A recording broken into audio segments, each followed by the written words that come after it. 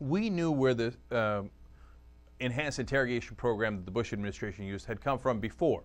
We knew it came from the SEER program, but now we find out a lot more details about the two principal guys who ran it. They are Jim Mitchell and Bruce Jessen. They both are doctors. They were called Doc Jessen and Doc Mitchell by the guys who were doing the torture, enhanced interrogation. We find out a little bit more about them. So were they trained in language skills? Were they trained in Al-Qaeda? Were they trained in interrogation? Were they trained in anything that would be relevant to interrogating these detainees? Of course, the answer is absolutely not. They had no expertise. Their PhD dissertations were on high blood pressure and family therapy. Dr. Jessen over here actually did his dissertation about family sculpting, where you would get different family members and you would sculpt them, and that would tell you what your emotions were about that family member. So you can see his expertise in the field. So why did they pick these two guys? Well, one of the doctors involved said, look, they were going to go until they found some doctors that were going to tell them what they wanted to hear, which is that it's okay to torture people, right? But these guys were perfect because they used to be involved in the SEER program. Now, the SEER program is meant to teach our guys how to, avoid capture, but if they can't avoid capture, how not to break under the harsh interrogations or the torture that opponents might do to them, the people we were fighting against. And this was during the Korean War that we had developed this, because this is where our soldiers were subjected to Chinese-style interrogation. So, as we've told you before, they based it on a document that the Chinese had written. Now we find out a little bit more about it, and we find out that, yes, in fact, the brutal techniques were directly from that enemy pamphlet that showed them how to do slaps, stress positions, sleep deprivation, wall slamming, and waterboarding, all taken from the Chinese communists that were torturing our soldiers with it. Now, everybody else involved in the SEER program said, my God, we were never supposed to use this for interrogation that the United States of America does. We were supposed to use it to understand the torture they were doing. Under no circumstances should we have applied that. We know it's Chinese torture. We know where the document's from. But Doc Jessen and Doc Mitchell did not agree. They thought, fantastic, yes, let's go ahead and use it. And when Cheney found them, he said, God bless your hearts. Now, could they have been motivated by something else? Well, it turns out they were retired, and they needed a little extra money. So Doc Mitchell put together a company called Knowledge Works, and he said, you know what, I can teach you guys how to do this interrogation / torture that we learned from the communists. Would you like that? And would you like to apply that to Al-Qaeda and the detainees that we have? And the American government, led by Dick Cheney in this case, said absolutely. And so they got paid anywhere between $1,000 to $2,000 a day to torture people and to teach torture to our other CIA agents, etc. And they were the outside contractors who supervised this.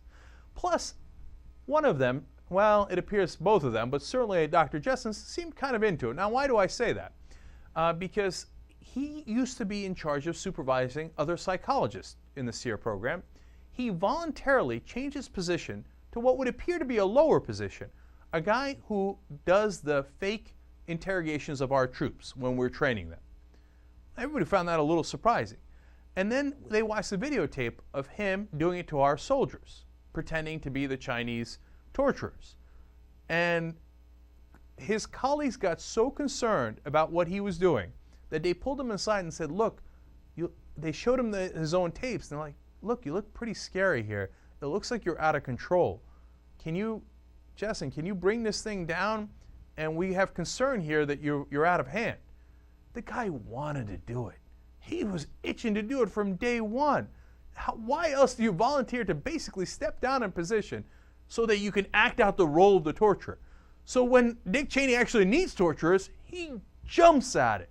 He's like, oh my God, I'm going to make $1,000 or $2,000 a day doing what I always wanted to do anyway?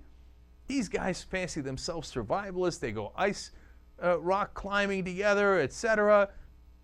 And they just love this. They ate it up. And well, one of the things they did was they thought, hey, if we can, get these terrorists, in their mind, people that were terrorists, as we found out later, of course, not everybody at Guantanamo Bay was guilty. We had captured a lot of them that were not in any way attempting to attack us. Now, whether they were innocent or guilty, we shouldn't have been torturing them in the first place. But their strategy here, Mitchell and Jessen, was, hey, let's do learned helplessness. This is something that Dr. Marty Seligman at the University of Pennsylvania studied early in his life, and he's why he's one of the most celebrated psychologists in the country. And they went and talked to him about it. And Seligman didn't know that they were going to use this on actual people. He had done the study on dogs, that if you keep shocking them over and over again, they become helpless and they don't even respond to the shock anymore. So these geniuses thought, hey, we'll try it on human beings. So they go to Zubaida when the program was authorized, and they start doing this to him. And they start doing the stress positions and the wall slamming, the head slaps, etc. And then they waterboard him 83 times until he becomes helpless. And he can't respond to anything, and he's just lying there. And they're like, okay, now he's going to give us information.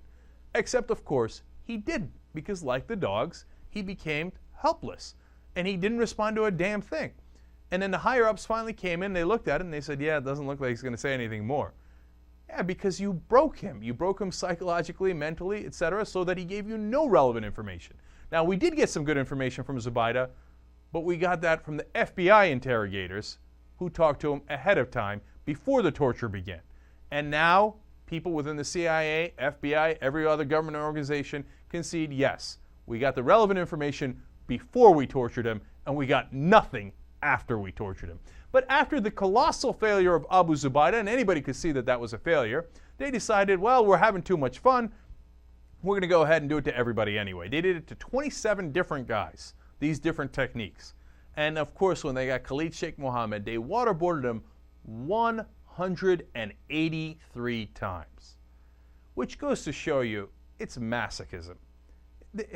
And it's, well, I should say it's sadism, okay? They didn't have any interest in finding it. Did they really think, oh my God, we didn't find out enough the first 179 times we waterboarded him? If we just kick it up to 183, we're going to find out more. No, the guy was already helpless to begin with. And he gave no further information. That also didn't work. These guys are sadists who did it for a buck.